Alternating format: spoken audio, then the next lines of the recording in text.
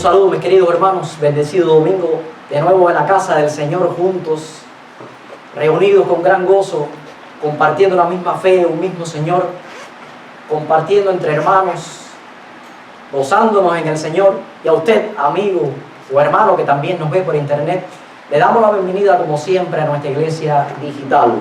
No porque esté lejos, no porque nos vea a través del internet, deja de ser importante para nosotros. Le amamos en Cristo. A todos le damos la bienvenida y que el Señor le dé bendiciones a este culto, porque para Él es la gloria y para Él es la honra.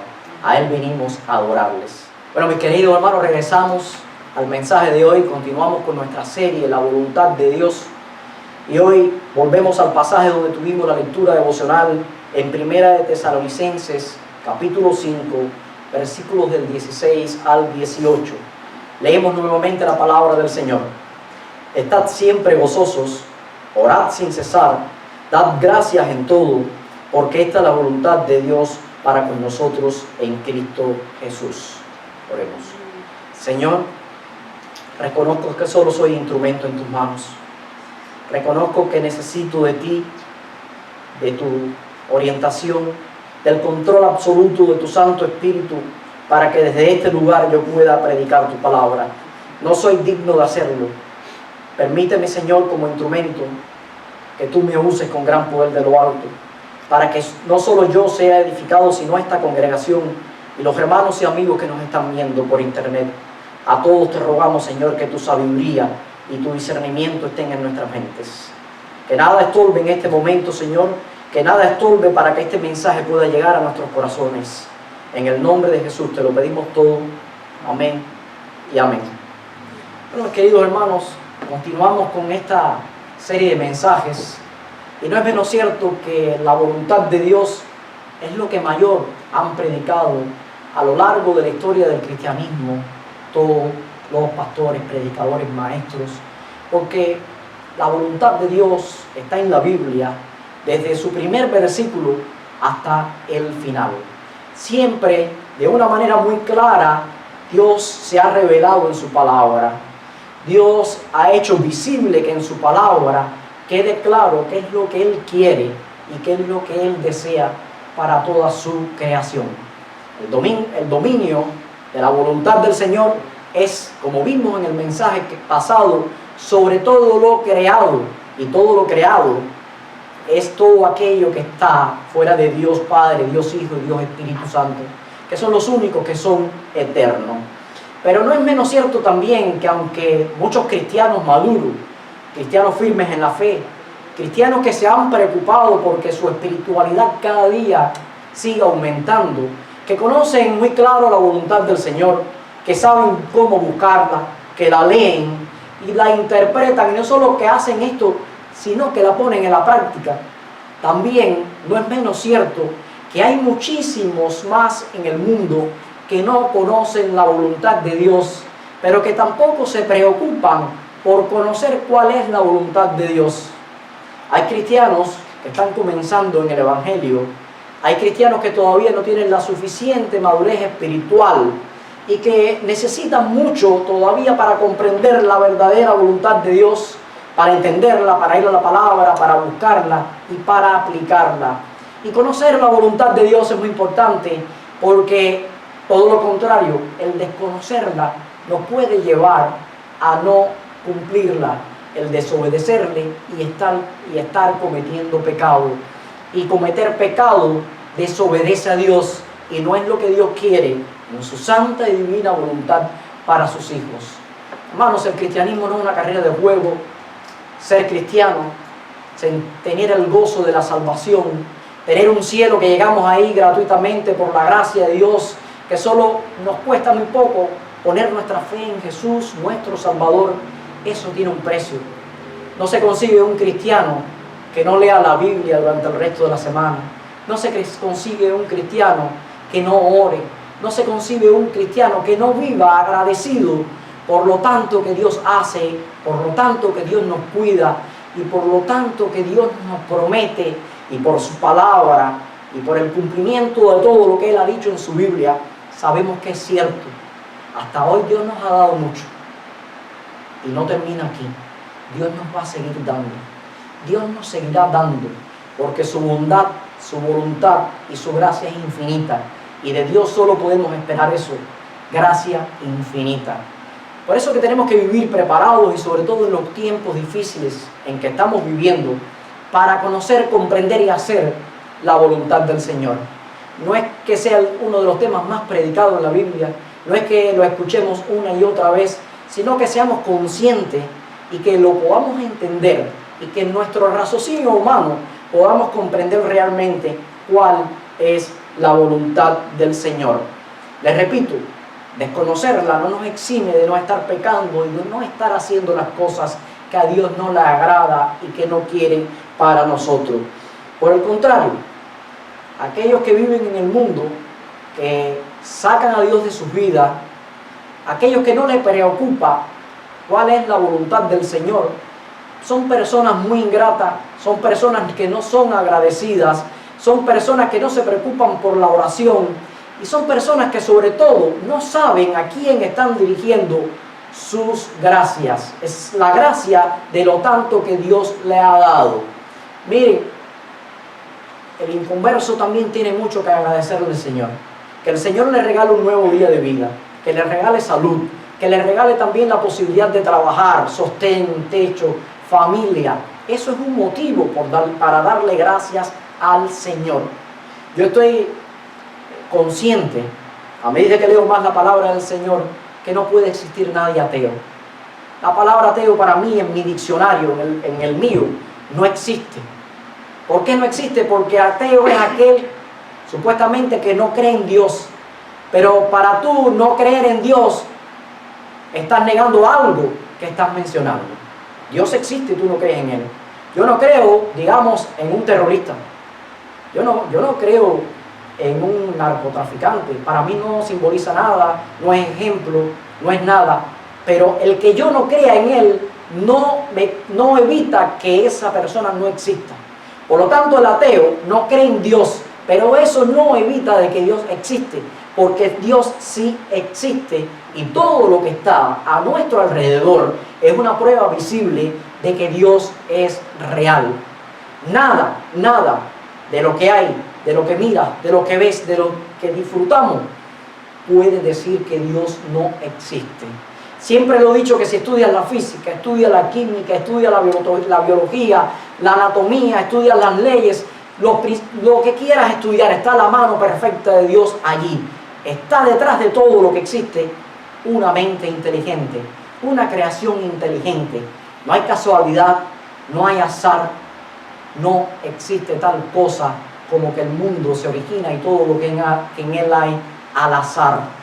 No lo hay. Hay una mente inteligente que lo demuestra. Somos perfectos como humanos. Dios nos hizo perfectos. Cada célula, cada músculo, cada hueso. Dios hizo perfecto a las plantas, a los animales. Dios hizo perfecto la cadena que sostiene la alimentación y la vida de todo lo que existe. Para mí no existe ateo. Para mí, todo el mundo reconoce que Dios existe. Que le crea y que le acepte, eso es otra cosa.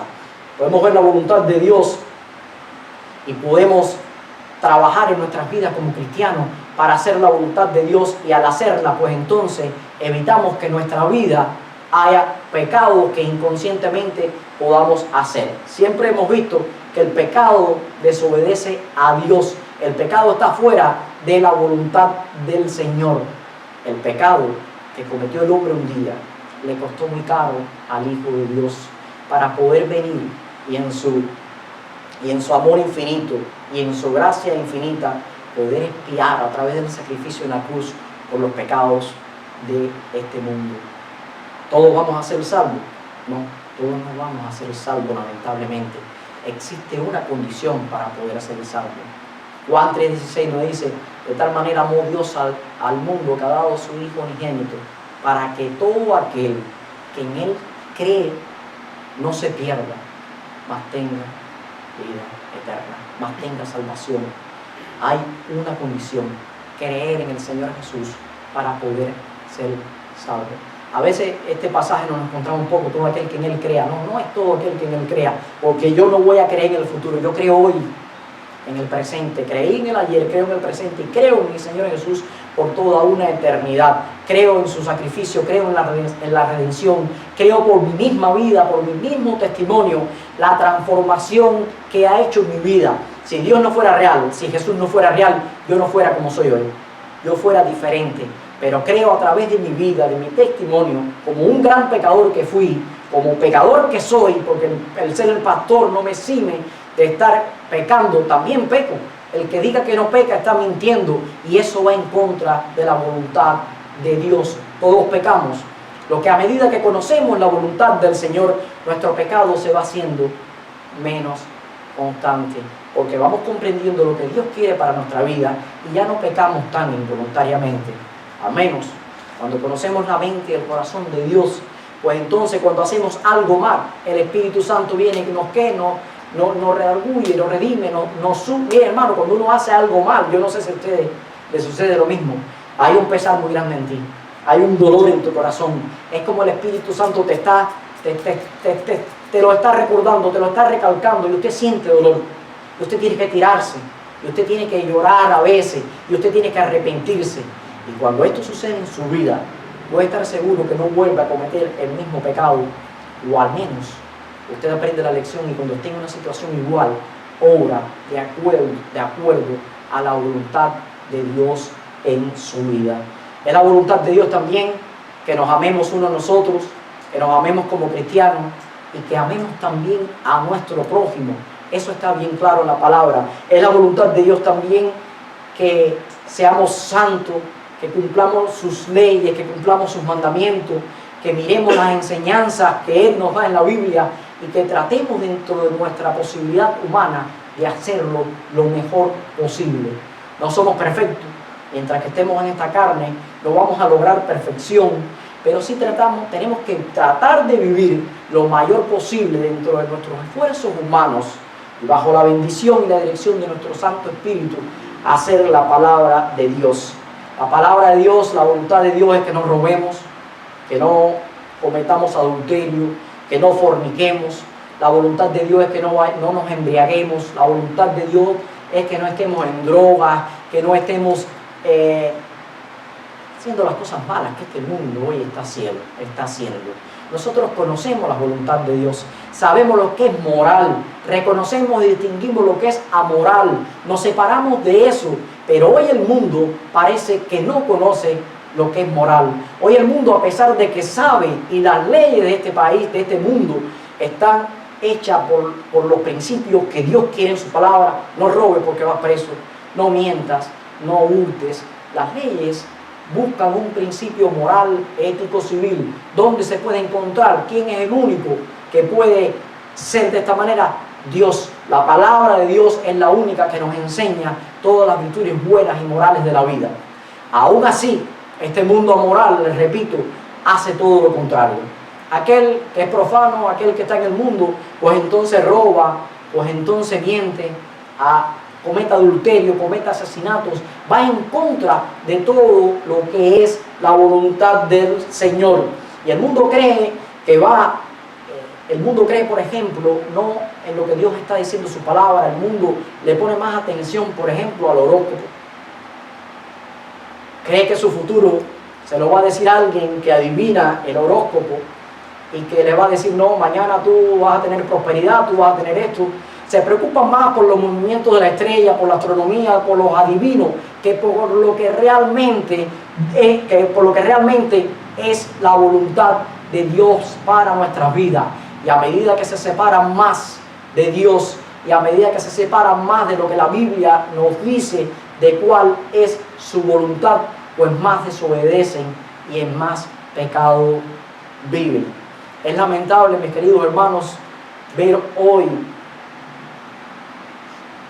cómo familias se están dividiendo porque no viven dentro de la voluntad del Señor.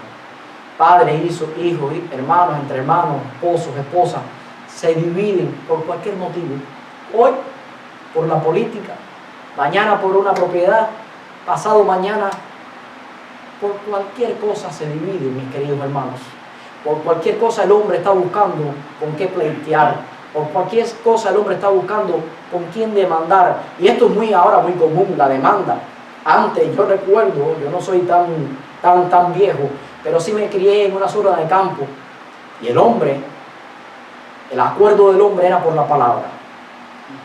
El hombre te decía, te doy mi palabra, y eso se cumplía.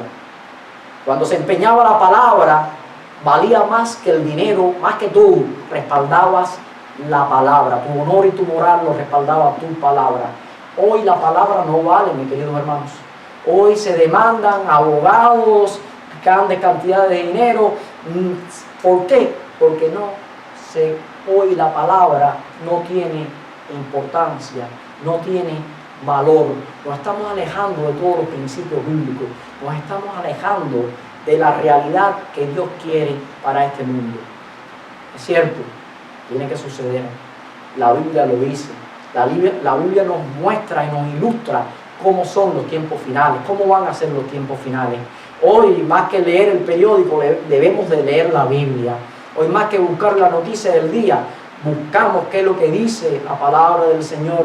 Leamos Apocalipsis, Mateo, todos los pasajes de la Biblia que están apuntando al futuro.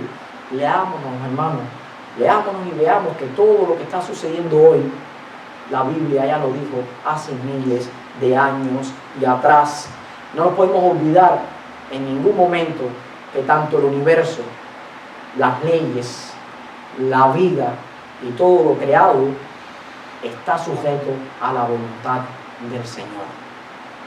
Quiéralo o no lo quieras, créalo o no lo creas, todo está sujeto a la voluntad del Señor. Nada sucede en este mundo sin que Dios no lo permita. Que a veces no lo entendemos, pero Él es perfecto, Él es sabio y Él sabe por qué suceden todas las cosas. Y cuando hay algo que yo no entienda, pues voy a la palabra del Señor. Y miro allí, el apóstol Pablo dice en Romanos 8:28 que todas las cosas que nos suceden a los que amamos a Dios, no son para qué, para bien. Todo nos es para bien.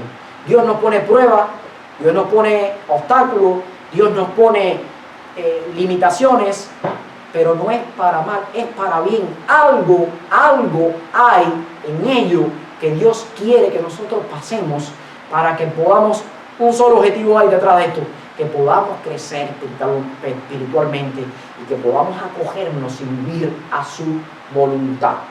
Todo esperamos y queremos lo mejor. No queremos que nos suceda malo, pero lo malo también es parte de esta vida. Lo malo también lo enfrentamos como cristianos.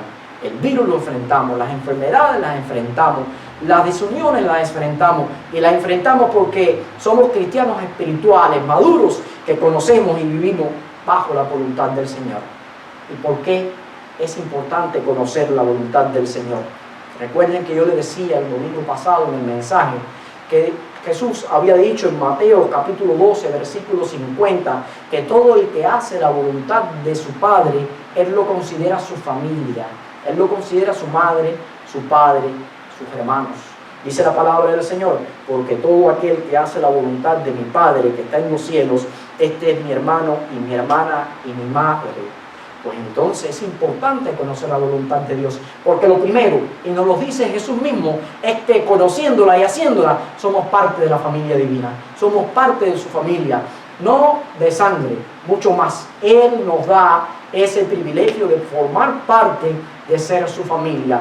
Si vamos a la palabra del Señor, Mateo 21:32, está en la parábola de los dos hijos. Está Jesús allí hablando, y recuerden que allí Jesús reprende a los jefes y a los sacerdotes y a los ancianos por haber desobedecido al Padre, por no haber hecho la voluntad del Padre. Dice el versículo, Mateo 21, versículo 32, porque vino a vosotros Juan en camino de justicia y no le creísteis, pero los publicanos y las rameras le creyeron, y vosotros viendo esto no os arrepentís después para creerle.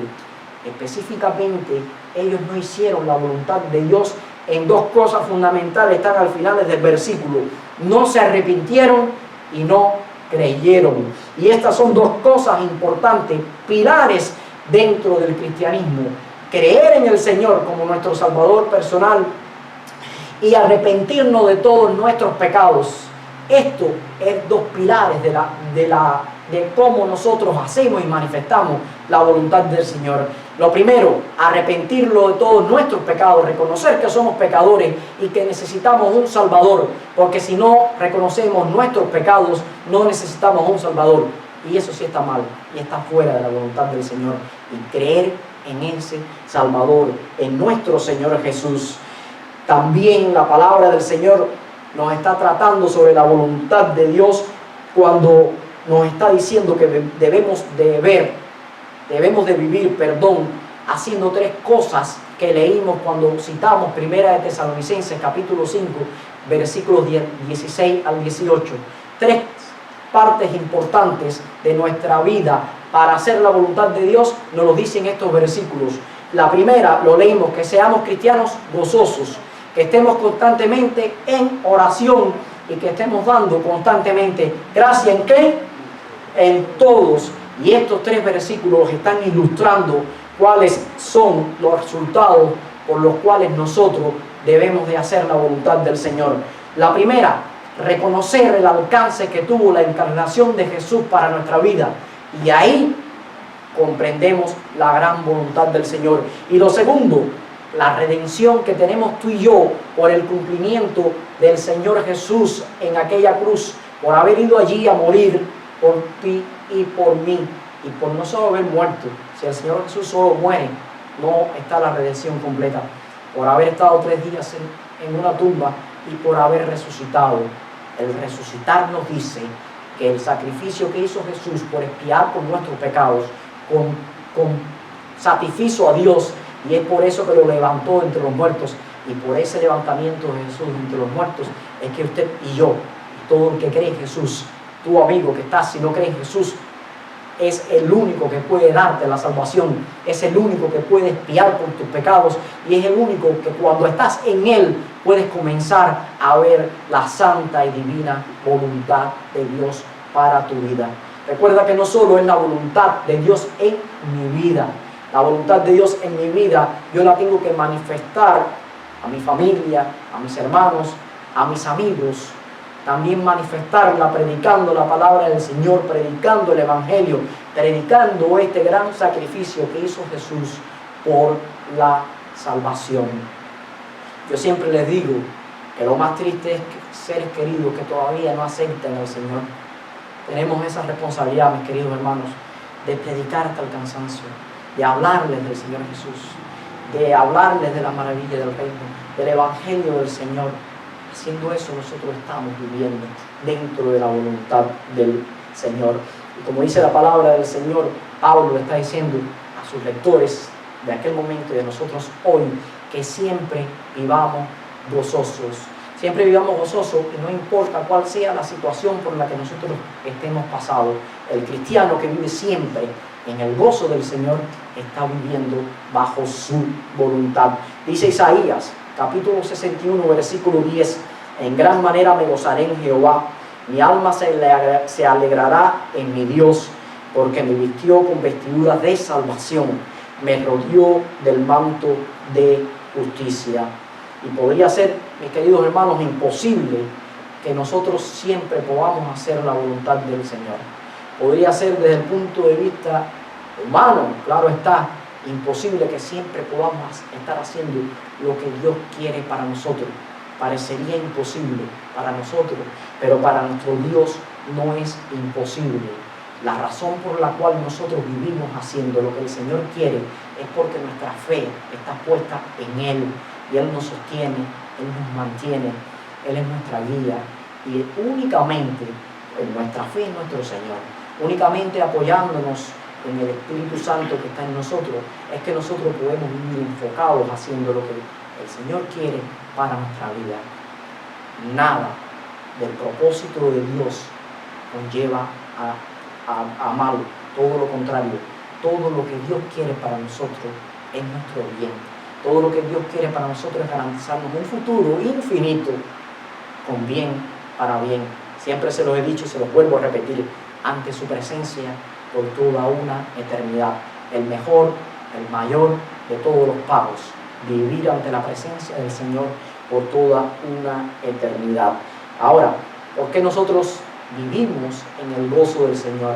Y cuando vivimos en el gozo del Señor, seguro está que somos cristianos de oración. Es por eso que dice el versículo 17, orad sin cesar. Orad sin cesar. ¿Qué quiere decir esto?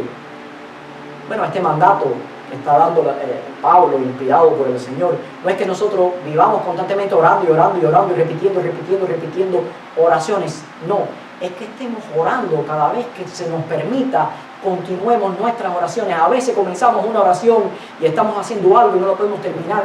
Y orar sin cesar es estar constantemente preparados para en un momento determinado continuar orando al Señor.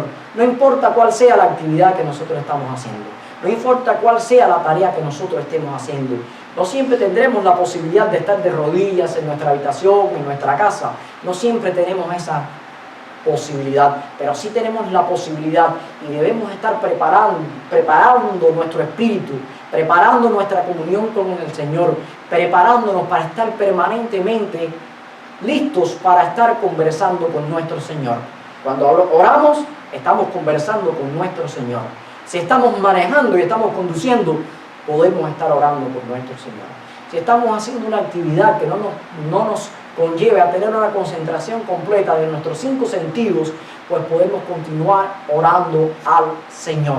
Orar sin cesar quiere decir entonces que cada vez que el tiempo, la posibilidad, la actividad me lo permita, yo estaré en comunión con mi Dios, hablándole y pidiéndole.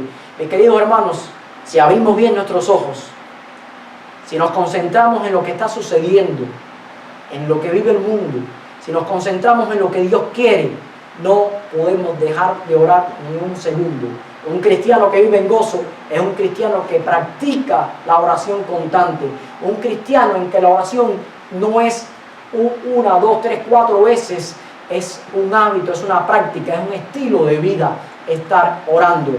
Cuando estoy haciendo cualquier tarea, puedo estar conectado con mi Dios, puedo estar hablando con mi Dios, pero para eso tengo que ser un cristiano que constantemente yo esté preparado en espíritu y en mi mente para estar conectado con mi Señor, listo para hablar con Él. Y nunca he visto a Dios que no escuche y no responda a sus hijos. A veces Dios nos responde de una manera increíble. Dios nos responde en un tiempo a veces que no lo esperamos. Dios nos responde a veces no lo que nosotros queremos, pero Dios nos responde. Siempre se lo he dicho, un no también es una respuesta del Señor. Una espera es una respuesta del Señor. Y el Señor se manifiesta conmigo, se manifiesta contigo y con usted de diferentes maneras. Nuestro Dios es tan único, nuestro Dios nos da respuesta única, nuestro Dios nos responde y siempre nos está impresionando de manera única. No tiene que ser una respuesta igual para todos, no. Dios trata con cada uno de nosotros de diferentes maneras. De la misma manera que nuestra experiencia de conversión no tiene que ser igual, nuestra experiencia al recibir las respuestas y las bendiciones del Señor no es igual. Pero siempre, mis queridos hermanos, Dios nos va a responder cuando oramos con un corazón contrito, cuando oramos de verdad, cuando no lo hacemos así, cuando no lo hacemos en adoración, cuando no lo hacemos constantemente, que no es un hábito y no es un estilo de vida, y lo hacemos por hacerlo, pues entonces podemos estar seguros de que Dios no nos va a escuchar, porque no estamos preparados para conversar con Él. Y esa no es la voluntad del Señor. El Señor quiere que estemos constantemente preparados para orar por Él. Nuestros apóstoles, los primeros discípulos nos enseñaron muy bien cuando comienza la iglesia, cuando está el cristianismo, aún cuando no se había recibido el Espíritu Santo allí el día de Pentecostés, vemos en la práctica de los apóstoles. Dice Lucas en el capítulo 1 de Hechos, versículo 14, todos estos perseveraban unánimes en oración, en ruego, con las mujeres y con María, madre de Jesús, y con sus hermanos. Dice que permanecían allí en ruego, orando por el Señor. Recuerden que no se habían recibido todavía el Espíritu Santo. Y vemos como más adelante los seguidores de Cristo también se entregaron diariamente a la oración. Hechos 2:42. y perseveraban en la doctrina de los apóstoles, en la comunión de los unos con los otros, en el partimiento del pan y en las oraciones. Desde el principio, cuando nace la iglesia, fue un estilo de vida, la oración. Estaban arraigados a la oración, estaban convencidos de que era el método de poder sobrevivir, como es el único método que tenemos tú y yo, de poder sobrevivir con una salvación tan grande como la tenemos en este mundo donde estamos. Recuerden que el enemigo que tenemos es fuerte. Recuerden que el enemigo que tenemos es más poderoso que el más poderoso de todos los hombres. Tenemos que estar preparados. Nunca el enemigo, nunca Satanás es más poderoso que cuando ataca a nuestra vida con la palabra del Señor. Él va a buscar todas las maneras de atacarnos. Recuerden, tenemos una sola vía para que llegue el pecado a nuestra mente, a nuestra vida, y es nuestra mente. Por nuestra mente entra todo a nuestra vida. Por un brazo no entra pecado, por un pie no entra pecado, por nuestros pensamientos. Y es por eso que debemos de controlar nuestros pensamientos y estar en comunión constante con nuestro Dios, porque pone malos pensamientos en nuestra mente y ahí estamos pecando, estamos fuera de la voluntad del Señor. Vivimos bajo la gracia, pero siempre les he dicho, mis queridos hermanos, que la gracia demanda más que la ley. La ley decía: no matarás, no cometerás adulterio, y tenías que hacer el acto. La gracia demanda más. Jesús dijo: si piensas en tu mente, codicias a una mujer, ya adulteraste en tu corazón. Miren cuán es importante tener el dominio de la mente.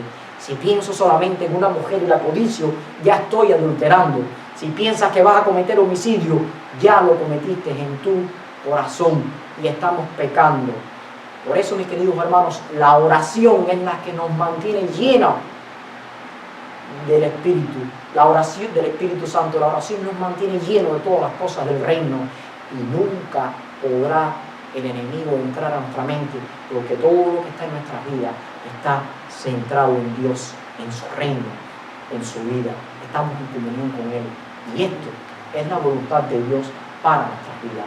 Primero, lo leímos, que vivamos en gozo por cualquiera que sea nuestra situación, y que vivamos en constante oración permanente, sin cesar, a tal punto que, recuerdan, allí comenzaron los apóstoles, comenzaron a crecer el número de discípulos.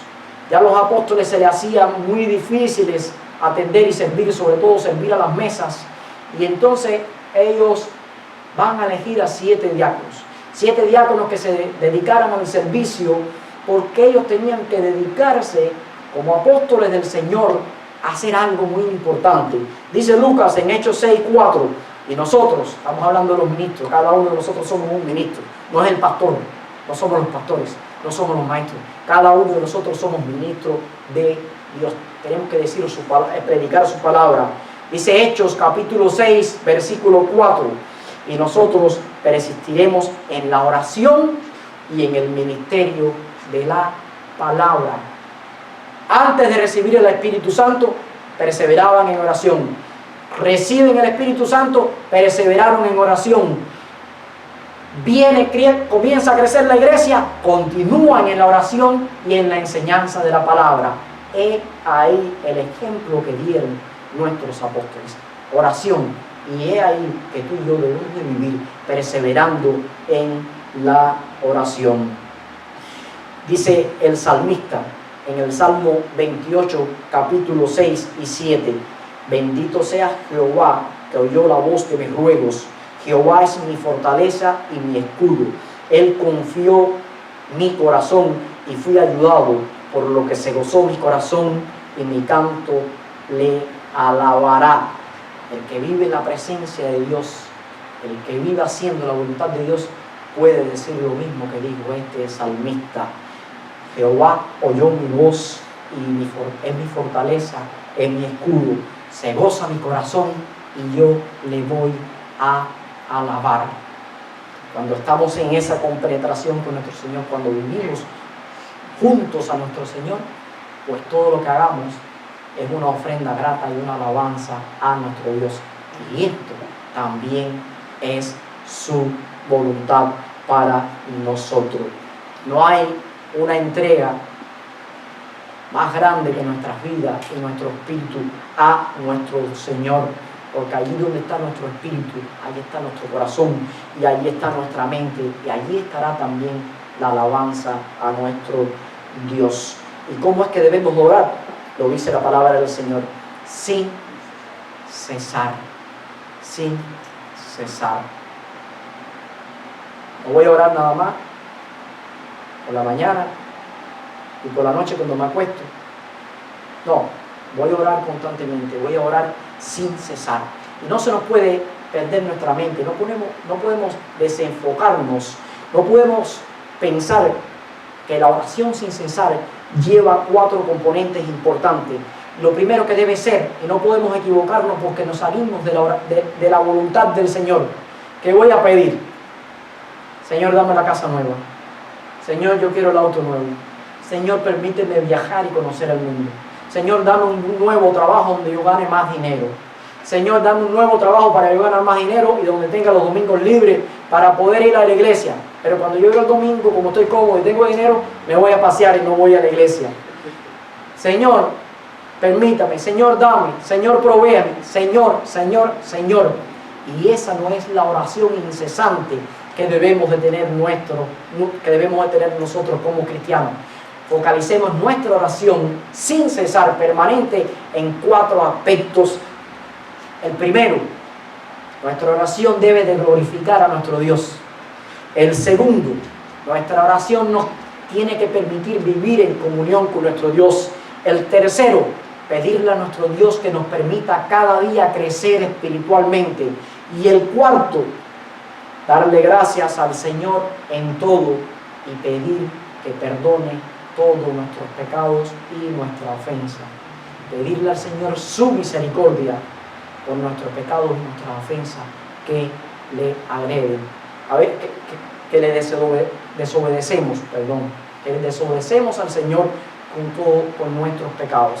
A veces a mí me da pena pedirle al Señor, siempre le estamos pidiendo al Señor, y a veces mi oración es gracias, Señor, gracias, gracias, gracias. Le doy gracias al Señor por todo. Gracias por todo, Señor, porque me da pena pedirle al Señor cuando miro y veo que me ha dado tanto. Sobre todo que me ha dado mucho más de lo que merezco, me ha dado mucho más de lo que pude soñar, me ha dado mucho más de lo que puedo alcanzar, de lo que puedo alcanzar, y reconozco que solo ha sido por su gracia, solo ha sido por su misericordia. Le damos gracias también a Dios, no porque cuando estemos en la cúspide de todo, le damos gracias a Dios no solo cuando tenemos salud, sino cuando estamos enfermos también. Le damos gracias a Dios no solo cuando estemos en la abundancia, sino cuando estemos en la escasez también. Le damos gracias a Dios cuando estemos bien, cómodos, en nuestro confort, pero le damos gracias a Dios también cuando vienen pruebas y dificultades a nuestra vida. En todo momento, mis queridos hermanos, debemos de tener corazones agradecidos al Señor. Cuando tenemos este corazón agradecido, cuando vivimos con gozo y practicamos la oración, mis queridos hermanos, estaremos viviendo bajo la gracia de Dios, bajo su favor y haciendo su voluntad. Dice el versículo 18: dad gracias a Dios en todo, porque esta es la voluntad del Señor.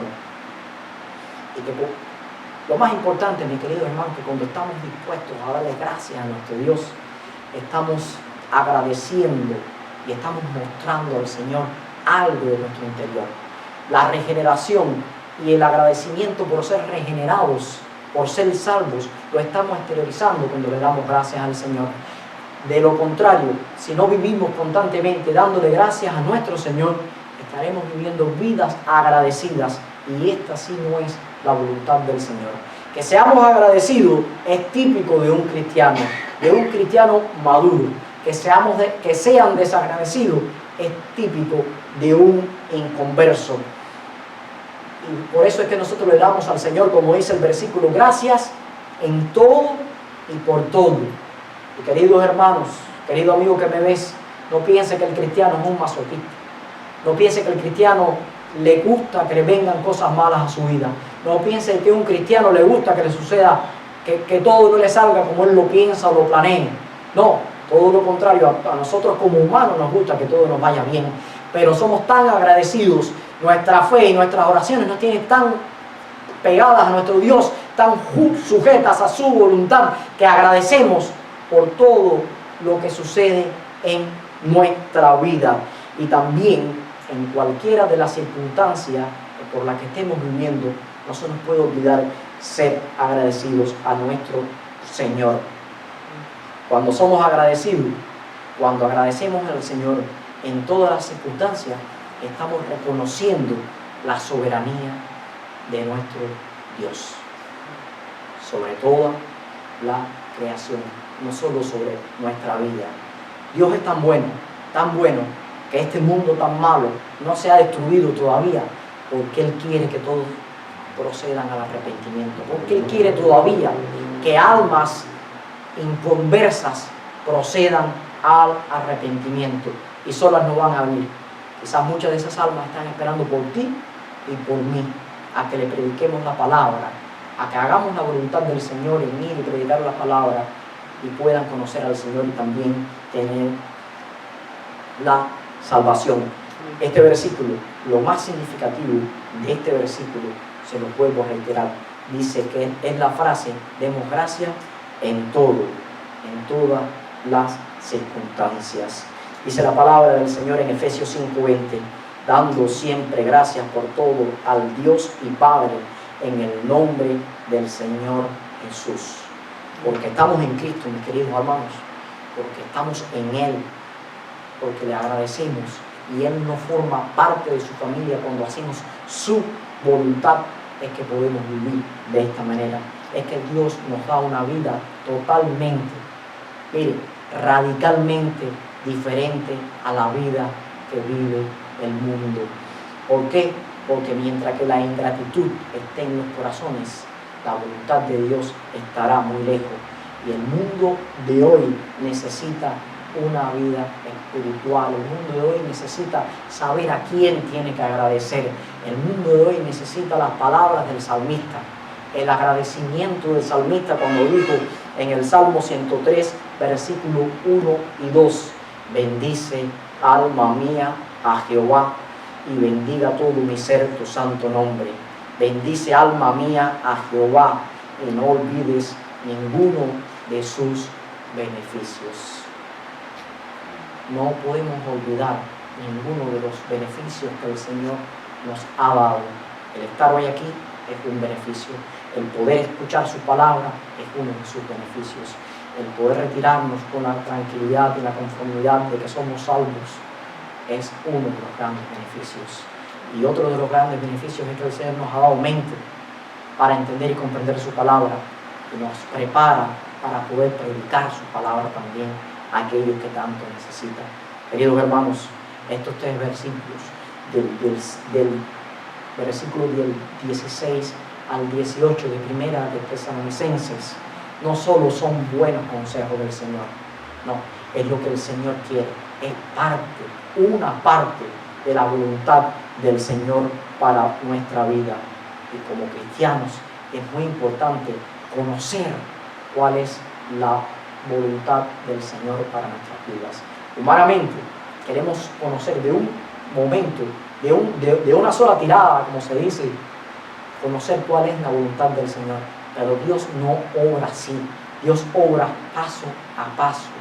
No se desespere, porque cada paso que demos es un paso que crecemos en nuestra fe. Es un paso que estamos siendo guiados por el Señor. Es un paso que estamos caminando en los caminos del Señor. El Señor nos revela su voluntad en su palabra. Y mientras que nos dejamos dirigir por Dios, mientras que nos dejamos que su voluntad esté en nuestras vidas, nosotros no nos queda más que vivir vidas gozosas, orando sin cesar y dándole gracias a Dios por todo. Esto no es toda la voluntad del Señor, pero sí son los pilares de lo que Dios quiere para nuestras vidas.